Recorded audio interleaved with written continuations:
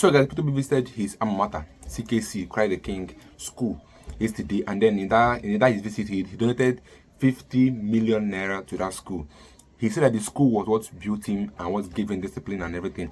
And then at the end, he was asked a question. He was asked, will he still going to go to Edo State if need be, with the threat from the governor? He said yes, why not? Just watch the video to the end. Now I think he has a message to the governor. If you have the opportunity to go to Benin and make any donation, will you still go? Oh yes, every day I go. Trust me. I will go. Despite the threat? No, there's no threat. All those things that, like I said, it doesn't make any sense to me. You know what I mean? That I'm trading all over Nigeria. I receive threat every day actually. You need to once a year in now. I receive threat every day and everyone. I'm in school today. I'm going to be in school somewhere in Nigeria tomorrow. I'm going to be in school somewhere on Saturday. I'm going to be in school on Sunday and Monday. So, Okute.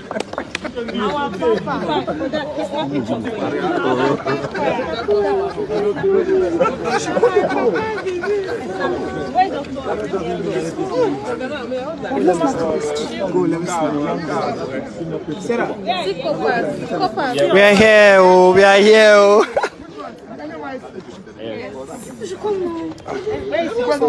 Wait. let me finish that. Wait. Sorry. Oh, let me Who is joining next? Anyway, give yes.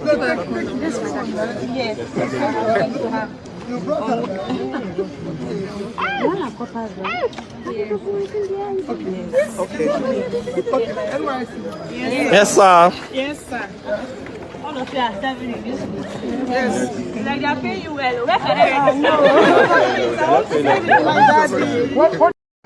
your life, if we should come back to that state again, are you darkened by that threat? Well, you know, I've always insisted we should stop talking about politics and talking about stress and waste of time. What I want us to always be talking about, how do we build a better future for our society?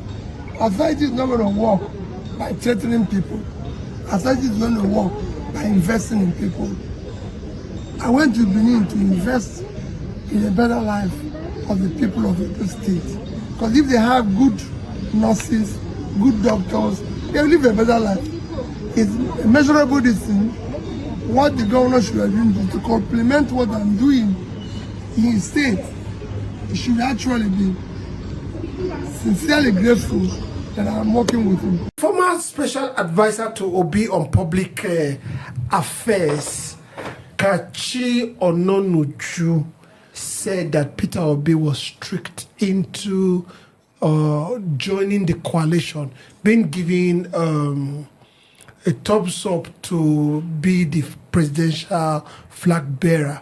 But after the coalition met, everything didn't turn out to be the same. Now there are indications that the former vice president, former presidential candidate of the PDP, Atiku Abubakar, look as if he wants to contest. I mean, a twist and turn of event, Onanuju said. Peter. Okay, thank you for raising this up. I think all led us to this place is the situation we have in this country, which is of hopelessness and depression, not having direction. That's what brought us here. If this government has done well, we won't be talking about coalition. And people are so fear-stricken that this coalition should not fall apart. They want it to work. And that's why you see all these comments. Obi was tricked, Obi was not tricked.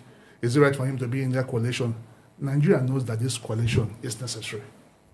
Because as I've said here, no single one party can defeat this government in power. People need to come together. Politicians with good mind, with good intention towards this country should come together. And come to the question, was Obi actually tricked? I don't subscribe to that. He has always said he is part of the group that are forward-thinking on how to revamp our economy, or how to stop insecurity, or how to make this country more productive than being a country that's not for consumption, or how to move this country forward. So people have come together for this coalition. And again, this coalition, there are different kind of people with different interests. And that we all here are coaliting does not mean our target, our focus are on the same goal. So it's going to be a point that this thing will disintegrate in the sense that there will be splinter groups all going with their direction, their group. And people were saying the Obi has been deceived into joining ADC. Obi is not in ADC. That is the fear. He has said it repeatedly. He is in labor. Obi just campaigned which other day for his party in Anambra. He is not in ADC. And ADC, for crying out loud, is not just the only party the coalition is putting forward. The coalition has put forward either for registration. No, they've settled for ADC, definitely. That's what you think? No, okay. It's not what I think. Okay, well, let me get done. Hold on. It's not what I think. Okay. If I may come here. Hold on 1 second. I'll come to you on a very... It's not what I think. Yesterday, Amechi went to a Port Court. He told them it was ADC. One of the frontiers of ADC or ADA was Amechi. Now they have settled for... I'm telling you, they've settled for... Can I finish? ADC, yeah. The two major key players in this coalition have not joined ADC. Malam has not joined. Which Malam? Erufai. Okay, all right. Obi has not joined. All right, I'll come back to you. Now, a coalition that we are seeing, in 2015, we saw a merger. They didn't have this kind of shaky start, not in any way. Even when they conducted primaries, all of them respected the outcome of the primary.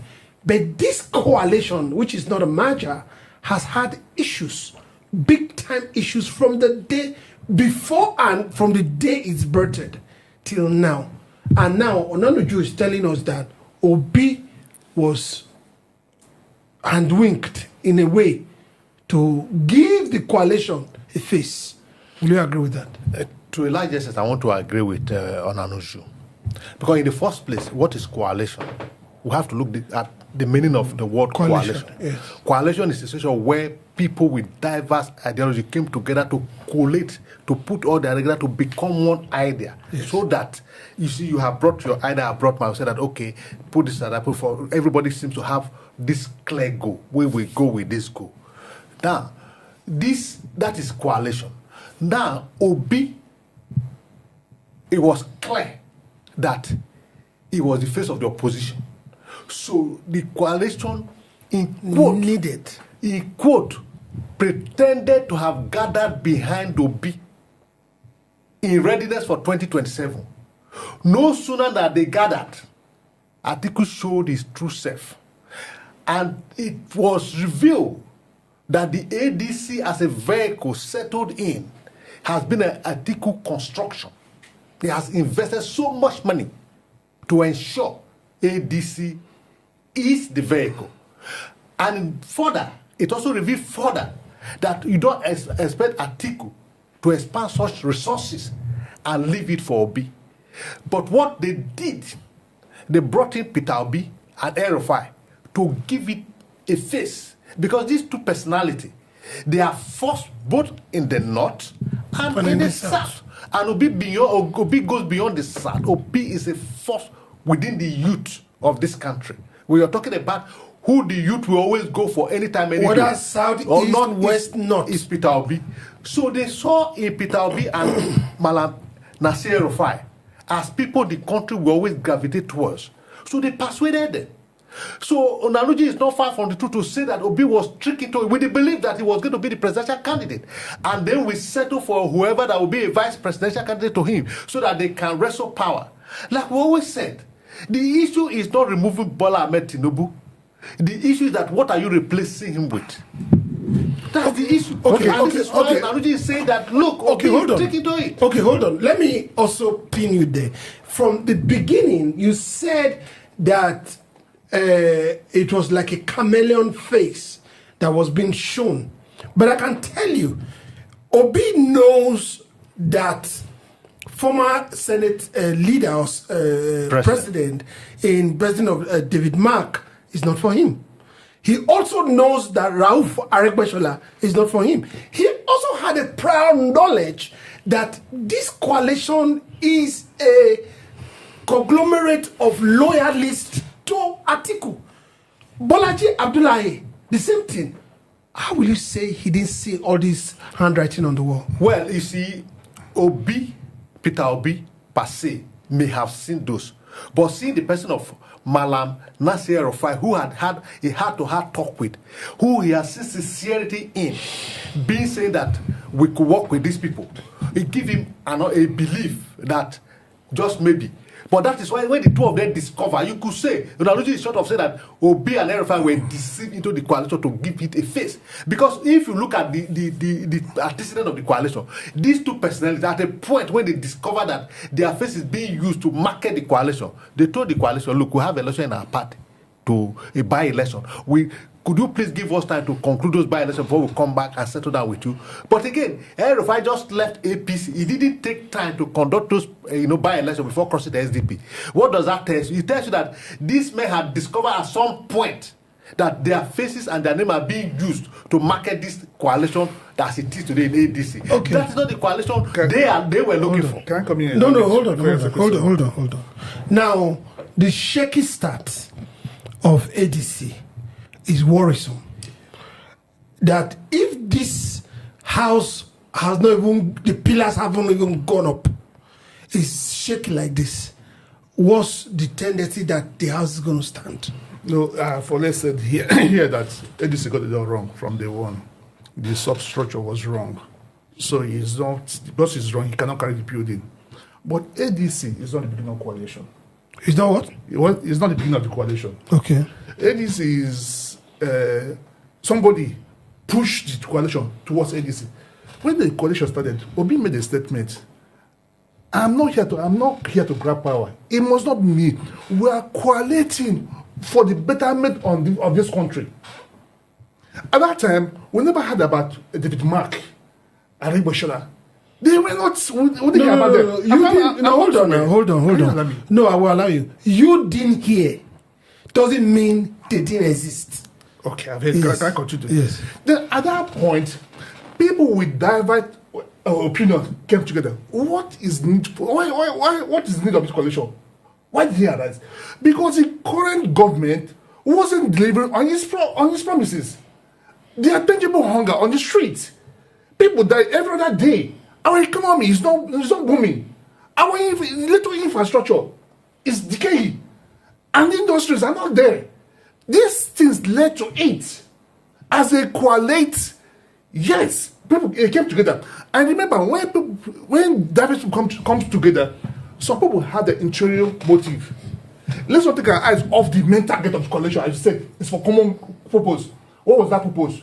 To change this governance, to bring in a better governance. As it's emerged, as it's unfolded, we begin to see some people in this coalition, they are there for their own personal interests.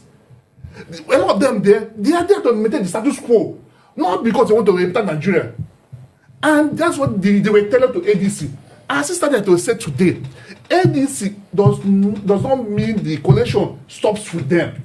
The key players, Obi has not joined. Everybody has not joined. And Tako said something. Tako was playing about it. He said Obi was not deceived. Obi believed in coalition. And those Obi didn't believe in coalition does not mean that ADC is the equality point. Okay, all right. Let me say a few things Onanuju said. He said the coalition was just a trick. He said they tricked Peter Obi. He said saying, don't worry, go and register. Let us inaugurate. We will zone to the south.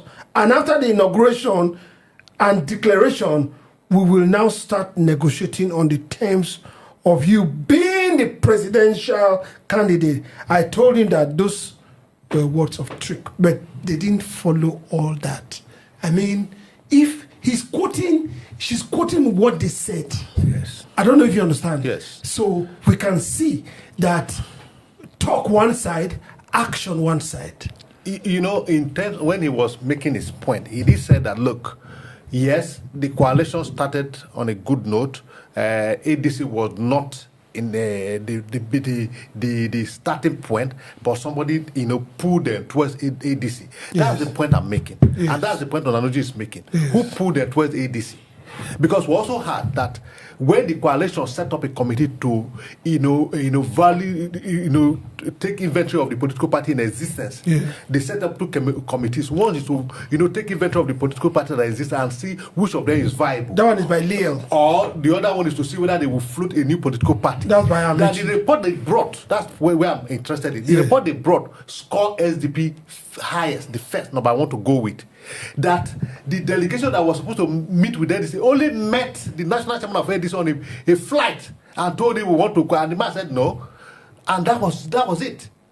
So it shows you from the beginning, those people who come with ulterior motive, like he rightly pointed out, has already prepared their mind when they will settle in.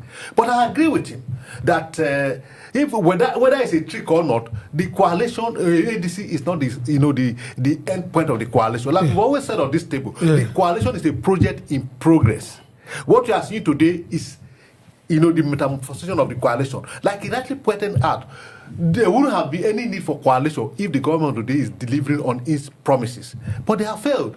The question again is, where you want to remove the failed government, how do you want to replace it? Are you going to replace it with the same kind of people? The answer is no. So that is why we are quelling this, coalition, and that's why Nanuji is saying what he's saying, that this coalition is a mere trick, because he said that, look, how did obedient movement come about? He said himself was the original, inventor, the foundational member, and Okpebholo of the blessed memory that he called him. So I haven't got it, because he was the one who invited him, and it was youth movement within PDP. And Obi, when they mentioned Obi said he will never, contest against Atiku, but they convinced him, and that's today Obi is a political factor, and it's a political movement that if Obi tries anything short of what is expected of him by the youth, that will be his end politically and even his life, because the frustration will kill him. So now, the question before us was: is it true that Obi was tricked? Yes, Tanko is entitled to opinion to say that he wasn't tricked. That is his understanding of the whole game. But the understanding of Onanuju is that all this is just like you said, a cosmetic activity to push Obi and El-Rufai. I like adding El-Rufai, because these two people are the block the need for a coalition. Because El-Rufai, is a fierce individual. Do you think Obi was tricked? You see, the trick might not be as it. You may not see it as a trick, but when you look it in depthly, if you look it deeply, it's a trick. It was a trick. Okay, all right, thank you. Now, in closing, they needed Obi's face and Malam El-Rufai. I would like to stay with Obi. Obi's face to give credibility to the coalition. Is it true or not? Obi will always been a figure that will sell any products. Is it face on any product will say? Is it true or not? Answer because no. I will answer because you don't have time. No, you don't have the time. No, I have to say this. No, you don't have the time. See, yes or no? Viewers, if you remember some days ago, the spokesperson for ADC came out to explain to people why Obi has not joined. Obi and El-Rufai. If Obi wasn't a factor, why come to people, give people excuse where we so have answer my question, yes or no? They are relevant because of these two persons. Okay, all right, thank you. Like I said, that threat does not mean anything to people, because people have been receiving numerous threats. He has said it many times that ever since he became APC opposition, he has been receiving threat upon threat, day in, day out. And that the threat does not mean anything to him, that he will still go to Edo State or Benin City if there is a need for him to be there. That the threat does not mean anything, that he will continue doing the good he has been doing, that he has received threats that throughout his life as APC opposition. It's only threats he has been receiving. So that this one is not a new thing to him. That for him to stop doing good is not possible. That's what he's saying, that he's going to continue to do good to every state that he feels need the support. Because I think that's what the government should be doing. The government should be complimenting someone that's trying to help them and not threatening them. This actually shows one thing, that the government don't care about Nigerians. It's simple. The government don't care about Nigerians, because assuming they do care about Nigerians, They should have been actually called P2B, invite him, and appreciate him for what he did. Yes, thank him for actually contributing to the growth of your state and your economy. But instead of doing that, they went ahead to threaten P2B that he should never come to the state. This one, that one, all these things are all APC's strategy to destroy P2B. And the issue is that they will keep on failing. It's simple. They will keep on failing because P2B said that this is not the first time he has been threatened, that he used to receive threats almost every day of his life. Every day he receives threats. So this is nothing to him, that he will still continue to do good, to do good, to do good if there's a need be. Even that Edo state, to travel to those states and not to happen. He received threats by the Benue State governor. What are the governors even doing? Are you not proud that somebody is coming to your state to donate money and do something you have failed to do? You invite him, tell him thank you, this is what we want, we need more of you in our country to a better Nigeria, but none of them care about Nigerians. It's very simple, and this shows it that these are government don't care about Nigerians. So let me get your view and thoughts in the comments section of the video.